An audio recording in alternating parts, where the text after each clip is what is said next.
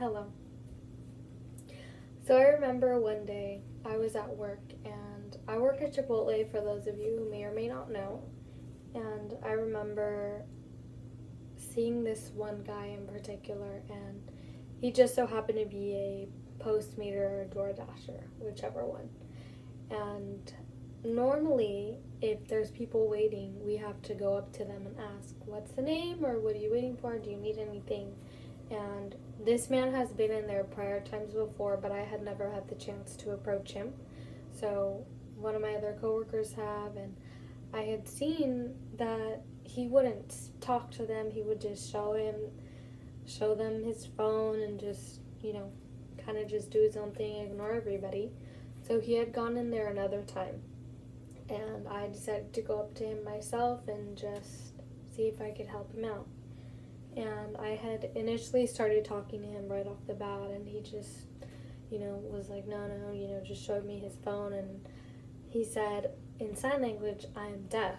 And I understood, and I signed to him, "Oh, I'm sorry, I never knew. I always had my suspicions, but it's nice to meet you. My name's Alyssa." And we ended up having a great conversation after that, and anytime he comes in, we have a little short conversation, but it was just really great to be able to communicate with him, and for him to be able to see me and know that he'll have a form of communication when he's there.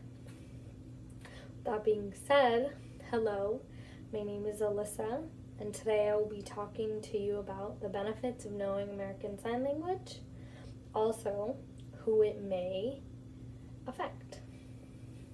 So sign language to me is a beautiful, unique language that is very useful and so much more than just a language. It's very hands-on, it's very personal, and everybody has their own style, but I love it.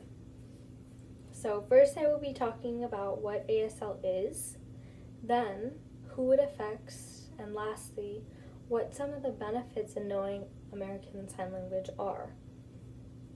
So, I'm not sure if many of you know the term or full meaning for sign language, but it is a natural language using movements of your hands, body, and face.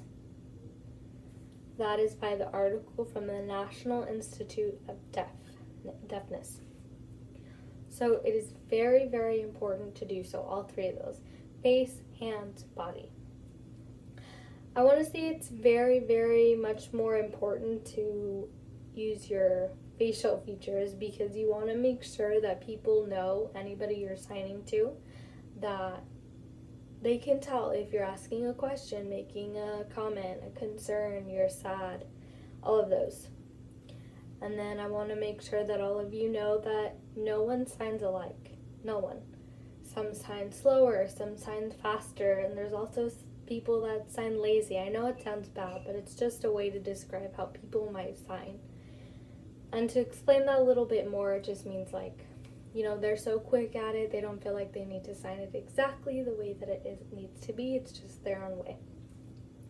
And also, finger spelling goes along with sign language very much. So there are also more than 8 different alphabets for sign language, and they depend on which country you're in. So America has their own sign language alphabet. So not only does American Sign Language apply to the deaf, but also to hearing children of deaf parents, deaf children of hearing parents, hard of hearing people, people with deaf friends, coworkers, and also students learning it at school. Kind of like the same way that I did. I was placed in it in high school, took it as my foreign language, and I ended up loving it.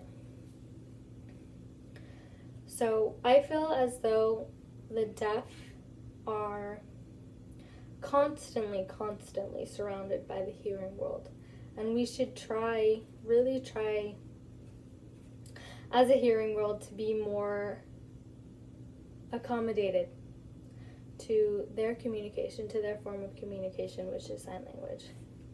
As stated in the article, Sociolinguistics of the Deaf Community, when deaf signers use ASL to communicate with the hearing, they use a form of contact signing. So, again, the deaf need to navigate their own way through communicating with the hearing people. They have to figure out which way works best for us. I feel like we should also do the same. So also know if you cannot sign, if you have no way of knowing any sign language or just have no knowledge of sign language, you can take your phone and go on your text messages or in your notes and just write them a little note or text back to them, whichever works for you and for them as well. Also, another alternative is simple pen and paper. And I want you to also refrain from ever speaking in front of somebody who is deaf. It's considered very rude, and don't mouth any words because, again, they can't hear. And never ever assume that the deaf can read lips. So, as we move on from discussing all types of people involved in the deaf community, here's a quote from the National Institute of Deafness. The earlier a deaf or hard of hearing child is exposed and begins to acquire language, the better that child's language, cognitive, and social development will become. This information is crucial. ASL takes so much time and dedication, especially in babies or any first-time learners trying to adapt to the language. For this language, you need constant repetition with many signs and the alphabet and your numbers. And sooner or later, you will see the results, and the communication is amazing. ASL is very, very beneficial to everyone, not just the deaf community.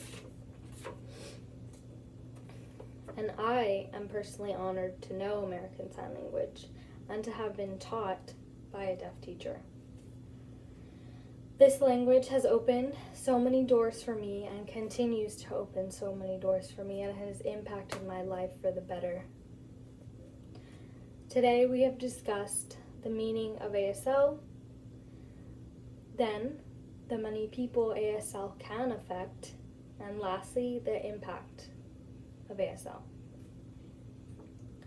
With all the information I have shared with you today, I hope you will greatly consider learning American Sign Language and passing it on to your children and whoever you feel might benefit the most from it. I know that I can say the deaf community will greatly appreciate it, and you will benefit from it for sure. Thank you.